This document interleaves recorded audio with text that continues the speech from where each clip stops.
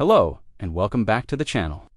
Today, we're diving deep into the life of a true American icon, a voice that defined a generation and continues to echo through the halls of music history. He was the man in black, a walking contradiction, a sinner and a saint. This is the story of Johnny Cash. Born J.R. Cash on February 26, 1932, in Kingsland, Arkansas. His story begins in the heart of the Great Depression. His family were poor cotton farmers, and life was tough. From the age of 5, J.R. was out in the fields, working alongside his parents and 6 siblings.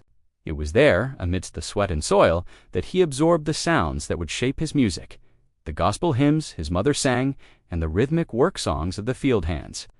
Music wasn't just entertainment, it was a lifeline, a source of hope in hard times.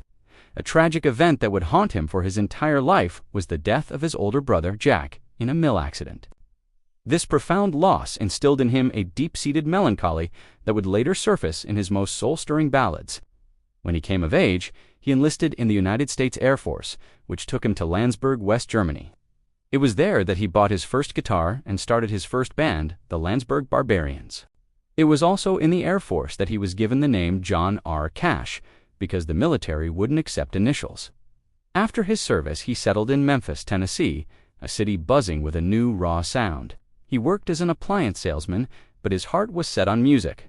He relentlessly auditioned for Sam Phillips at the legendary Sun Records, the same studio that launched Elvis Presley. At first, Phillips wasn't impressed with Cash's gospel songs. He was looking for something new, something with fire. So, Johnny came back with a song he'd written in Germany, a raw, brooding tune called Hey Porter. Phillips loved it. Soon after, he recorded Cry, Cry, Cry, and in 1955, Johnny Cash had his first hit. But it was his next song, a simple, chugging rhythm inspired by the sound of a train that would become his signature. That song was Folsom Prison Blues. It was an instant classic, capturing a spirit of rebellion and longing that resonated with millions. Then came I Walk the Line, a pledge of devotion to his first wife, Vivian Liberto, which shot to #1 on the country charts. Johnny Cash and his band, the Tennessee Two, were on top of the world. Fame, however, came with a dark side. The relentless touring schedule, the pressure to produce hits, it all took a toll. Like many performers of his era, Johnny turned to amphetamines and barbiturates to keep up with the grueling pace. This began a long and destructive battle with addiction that would nearly cost him everything. His behavior became erratic. He missed shows, got into trouble with the law, and his marriage to Vivian fell apart. He was the man in black, not just in his choice of clothing, which he wore in solidarity with the poor and downtrodden, but in the personal darkness he was wrestling with. But in this darkness, a light appeared. Her name was June Carter. A member of the legendary Carter family, June was a star in her own right. She and Johnny had toured together for years, and she saw the good man struggling beneath the addiction.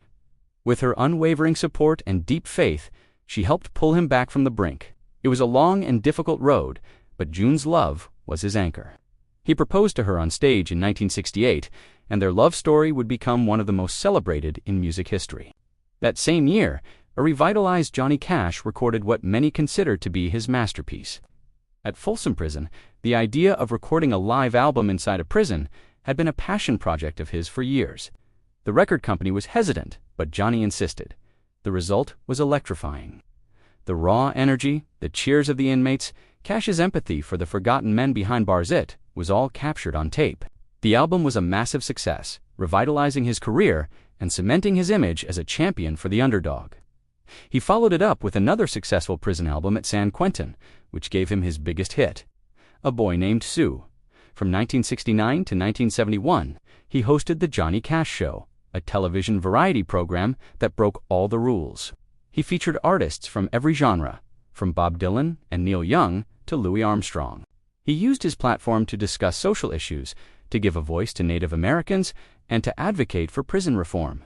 He was more than just a country singer. He was a cultural force, a bridge between the old and the new, the conservative and the counterculture.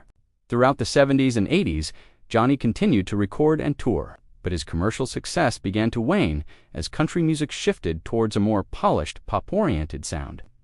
He was dropped by his record label of nearly 30 years. For many artists, this would have been the end, but not for Johnny Cash.